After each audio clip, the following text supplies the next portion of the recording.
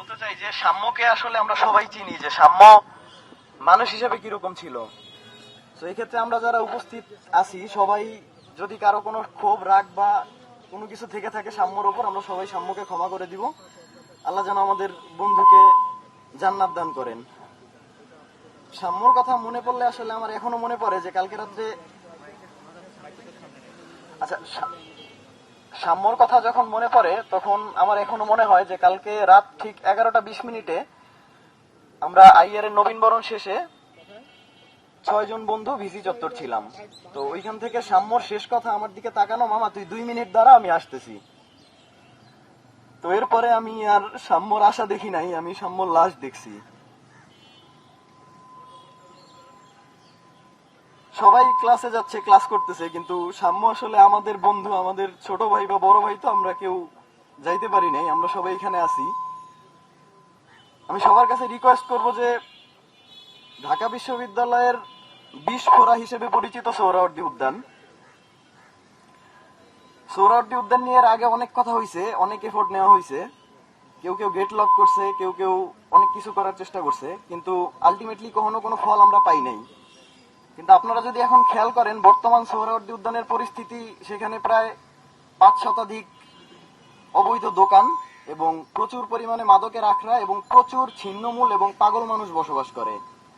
তো এই ক্ষেত্রে জিনিসটা যদি এরকম হয় যে সবসময় আমরা শুধু গেট লক করে দিলাম, এরপরে 5 দিন 7 দিন পরে আমার বন্ধু সাম্যর মৃত্যুর খবর সবাই ভুলে গেল, জিনিসটা আবার আগের মতো হয়ে গেল, আবার কোনো শিক্ষার্থী সাম্যর মতো এভাবে মৃত্যুবরণ করলো, এটা আমরা কেউই চাই না। আমরা সোহরাওয়ার্দী উদ্যানের পার্মানেন্ট একটা সলিউশন চাই। আমরা চাই পার্মানেন্টলি সোহরাওয়ার্দী উদ্যান লক থাকবে এবং এখানে কোনো ধরনের কোনো গার্লফ্রেন্ড নিয়ে ডেটে আসা কিংবা ফ্যামিলি নিয়ে ঘুরতে আসা কিংবা গাঁজা খাইতে আসা, কোনো ধরনের কোনো কাজ আমরা চাই না সোহরাওয়ার্দী উদ্যানে হবে। আমি কোনোভাবেই চাই না সাম্যর মতো আমি অন্য কোনো বন্ধু হারাই কিংবা ছোট ভাই হারাই। আপনারা যদি কেউ সদিচ্ছা করতে চান যে আপনারা থাকবেন, আপনারা যদি কেউ না থাকেন, আমি আশ্বাস দিলাম আমি একা সোহরাওয়ার্দী উদ্যানের যত ধরনের অবৈধ দোকান এবং মাদকের ব্যবসা আছে আমি একাই ঘুরিয়ে দিব।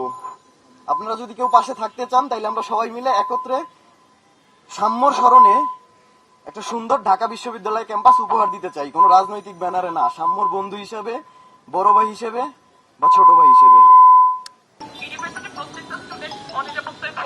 এখানে মাদকের কথা বলি, এখানে ছিনতাইয়ের কথা বলি, এখানে রাস্তায় কোনো দুর্ঘটনার কথা বলি, এটা নতুন কিছু না। তো এই দাবি যাওয়ার জন্য শেষ পর্যন্ত আমাদের সৌভাগ্যের জীবন দিতে হবে এবং তার লাশ নিয়ে আমাদের এখানে দাঁড়িয়ে বা বিস্তারের বাংলার সামনে দাঁড়িয়ে আমাদের বিচার চাইতে হবে। আমার মনে হয় প্রশাসনের জন্য এর থেকে লজ্জার কিছু হতে পারে না।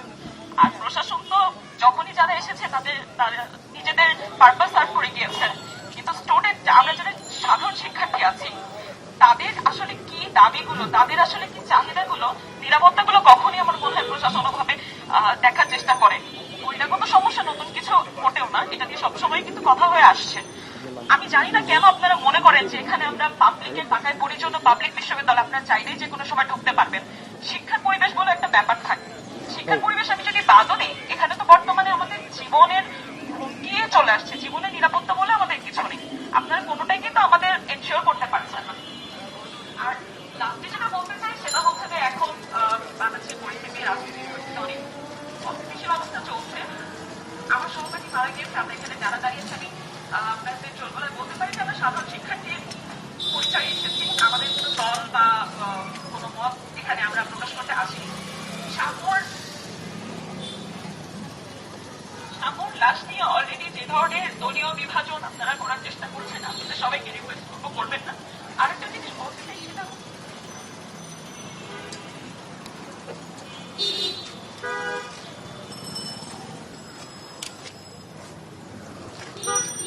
আরেকটা জিনিস যেটা বলতে চাই যে আপনারা যখনই একটা লাশ নিয়ে, লাশের বিচার নিয়ে দল বিভাজন শুরু করবেন, তখন কিন্তু স্টুডেন্টদের মধ্যে বিভাজনটা বাড়বে।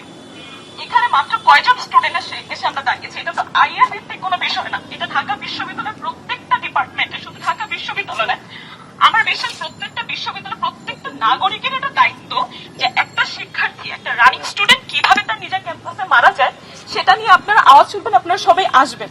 কিন্তু আপনারা মাত্র এই কয়জন এসে আমরা দাঁড়িয়েছি, এটার কারণটা কি? এটা কি মিডিয়া ঠিক মতো আপনারা তাদের কাছে রিচ করতে পারছেন না, নাকি এখানে দলীয় রাজনীতিকরণ চলে এসেছে? কি চলে এসেছে জানি না, বাট আমি সবাইকে রিকোয়েস্ট করবো আপনারা প্লিজ একটা মানুষের মৃত্যু নিয়ে কোনো দল করবেন না, সবাই একসাথে দাঁড়ান। এখন আমাদের একসাথে হয়ে দাঁড়ানোটা খুবই গুরুত্বপূর্ণ।